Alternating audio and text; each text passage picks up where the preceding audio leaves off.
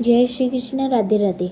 आज मैं आपको देवताओं द्वारा गर्भस्य भगवान श्री कृष्ण की स्तुति नामक प्रसंग आगे सुनाऊंगी। इस प्रकार भगवान श्री कृष्ण वसुदेव के शरीर से देवकी के शरीर में सामान्य जीव की किसी परिस्थितियों के बिना ही प्रविष्ट हुए। चूंकि श्री कृष्ण वहाँ थे, अतः यह समझना चाहिए कि उनके सारे पूर्ण अंश यथा नारायण तथा सभी अवतार यथा नरसिंह, वराह इत्यादि उनके साथ साथ थे और उन पर भी इस जगत की परिस्थितियाँ काम नहीं कर रही थी। इस प्रकार देवकी उन श्री भगवान का निवास स्थान बन गई जो द्वितीय हैं और सारे सृष्टि के कारण है। यद्यपि देवकी परम सत्य का निवास बन गई, किंतु कंस के घर के भीतर रहने के कारण वे शमित अग्नि या दुरुपयुक्त विद्या की भांति दिखाई पड़ती थी।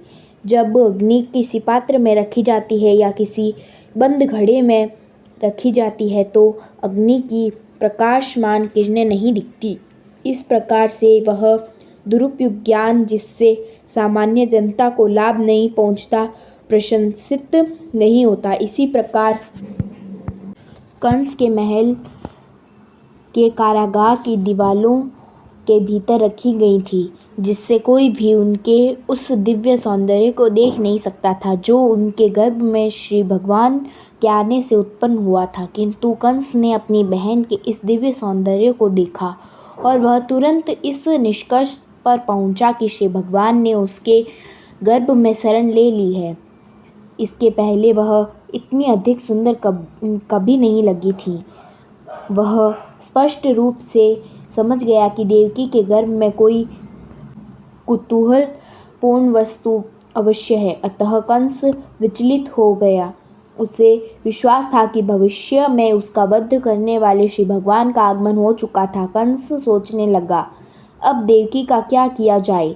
उसके गर्भ में निश्चित रूप से श्री विष्णु या श्री कृष्ण हैं। अतः यह निश्चित है कि श्री कृष्ण देवताओं का उद्देश्य पूरा करने के लिए आ गए हैं। यदि मैं तुरंत देवकी का वध भी कर दूं तो उनका उद्देश्य विफल नहीं हो सकता। कंस भली भांति जानता था कि भगवान श्री विष्णु के उद्देश्य को कोई विफल नहीं कर सकता, क्योंकि कोई भी बुद्धिमान पुरुष जान सकता है कि श्री भगवान के नियमों का अतिक्रमण नहीं किया जा सकता। सारे असुर चाहे कितने ही विघ्न क्यों न डालें, श्री भगवान का उद्देश्य पूरा होकर रहेगा। कंस ने सोचा, यदि इस समय मैं देवकी को मारता हूँ तो भगवान श्री विष्णु अपनी परम इच्छा को अधिक तीव्रता से लागू करेंगे। देवकी को इस समय मारना सबसे घृणित कार्य होगा। भले ही कोई कितनी ही विषम परिस्थिति में क्यों न हो, किंतु वह अपनी ख्याति नष्ट करना नहीं चाहता। यदि इस समय मैं देवकी को मारता हूँ तो मेरी ख्याति नष्ट हो जाएगी। आखिर देवकी एक अबला है और वह मेरी शरण में है। वह गर्भवती है और यदि मैं उसे मारता हूँ तो मेरी ख्याति, मेरे जीवन भर के पुण्यों का फल तथा मेरे जीवन की अवधि सब कुछ समाप्त हो जाएगा। उसने आगे भी विचार किया, जो व्यक्ति अत्यधिक क्रूर होता है वह इसी जीवन काल में मृत तुल्य रहता है। क्रूर पुरुष अपने जीवन काल में किसी को प्रिय नहीं होता और उसकी मृत्यु के बाद लोग उसे कोसते हैं।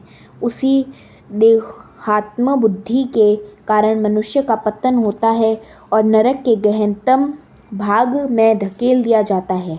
कंस ने उस समय देवकी के वध के पक्ष और विपक्ष पर इस प्रकार से विचार किया। अंत में कंस ने देवकी को तुरंत न मारकर अप्रियाय भविष्य की प्रतीक्षा करने का निर्णय लिया, किंतु उसका मन श्री भगवान के प्रति शत्रुता से भर गया।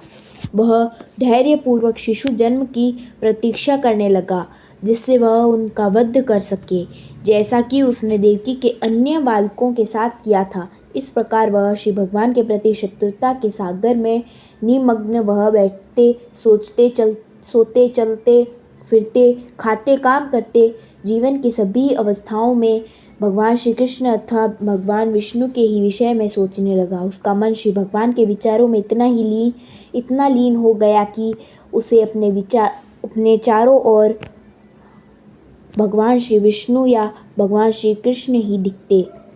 दुर्भाग्यवश यद्यपि उसका मन भगवान श्री विष्णु के विचार में इतना लीन था, तथापि वह भक्त नहीं माना जाता, क्योंकि वह श्री कृष्ण को शत्रु के रूप में सोचता था। महान भक्त के मन की दशा भी ऐसी होती है कि वह सदैव भगवान श्री कृष्ण में लीन रहता है, किंतु भक्त भगवान श्री भगवान के अनुकूल सोचता है, प्रतिकूल नहीं। श्री कृष्ण के अनुकूल सोचना कृष्ण भक्ति है, किंतु श्री कृष्ण के विपरीत सोचना कृष्ण भक्ति नहीं है। आगे का प्रसंग मैं आपको अगले वीडियो में सुनाऊंगी। जय श्री कृष्णा, राधे राधे।